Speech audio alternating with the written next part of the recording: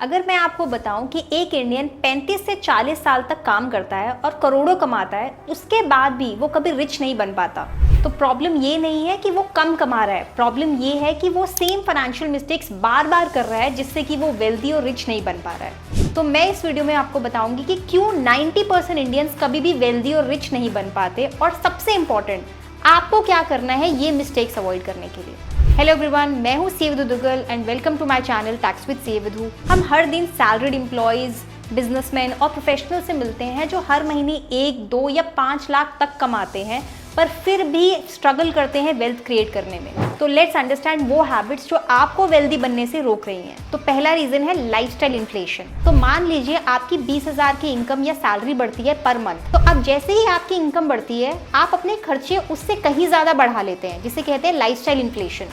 आप अपना lifestyle upgrade कर लेते हैं, यानी कि लग्जरी वेकेशंस, बड़ा घर, एक्सपेंसिव गैजेट्स, ये सब खरीद लेते हैं। तो इसके बाद भी आपका बैंक बैलेंस उतना ही रहता है जितना पहले था सैलरी बढ़ने से पहले। लेकिन रिच लोग पहले हमेशा अपनी इन्वेस्टमेंट बढ़ाते हैं जब उनकी इनकम बढ़ती है, और बाद में अपने लाइफस्टाइल्स को अपग्रेड करते हैं। दूसरा रीजन, ये कभी भी सिर्फ एक इनकम सोर्स पर डिपेंडेंट नहीं रहते, यानी कि हमेशा सैलरी इनकम या बिजनेस इनकम पर भी डिपेंडेंट नहीं होते।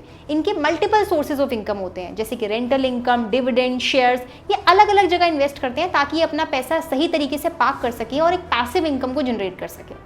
तीसरा इंपॉर्टेंट रीजन है कि इन्वेस्टमेंट टाइम से ना स्टार्ट करना। हमें लगता है कि पहले हम एक घर ले लें या शादी कर लें या हमारी इनकम एक लेवल तक चली जाएगी तभी हम इन्वेस्टमेंट करना शुरू करेंगे। पर याद रखना है कि वेल्थ टाइम से बनती है, ना कि पैसों से। तो जैसे ही आप कमाना स्टार्ट करें तो थोड़ा थोड़ा इन्वेस्ट करना शुरू करें, जिससे आपकी वेल्थ कंपाउंड होती रहेगी। तो आप जितना जल्दी इन्वेस्ट करना स्टार्ट करेंगे उतनी जल्दी आपकी वेल्थ कंपाउंड होना स्टार्ट हो जाएगी। चौथा रीजन, इन्वेस्टमेंट्स को कभी भी एक ही स्ट्रीम में नहीं डालना है, यानी कि हमेशा फिक्स्ड डिपॉजिट्स, कैश या गोल्ड नहीं खरीदना। अपनी इन्वेस्टमेंट्स को हमेशा डाइवर्सिफाई करना है। अगला सबसे इंपॉर्टेंट रीजन है लैक ऑफ फाइनेंशियल लिटरेसी। हमने स्कूल्स और कॉलेजेस पढ़ने में निकाल तो दिए, लेकिन आज भी कुछ ही लोग investment, taxes, budgeting, insurance, retirement planning जैसे सब्जेक्ट्स को समझ पाते हैं। तो अगर आप इन सब्जेक्ट्स को नहीं समझ पाते तो इसे आज से ही पढ़ना और सुनना शुरू करें इन सब्जेक्ट्स को, और टैक्स विद सी विधु को फॉलो करें फाइनेंशियली लिटरेट बनने के लिए।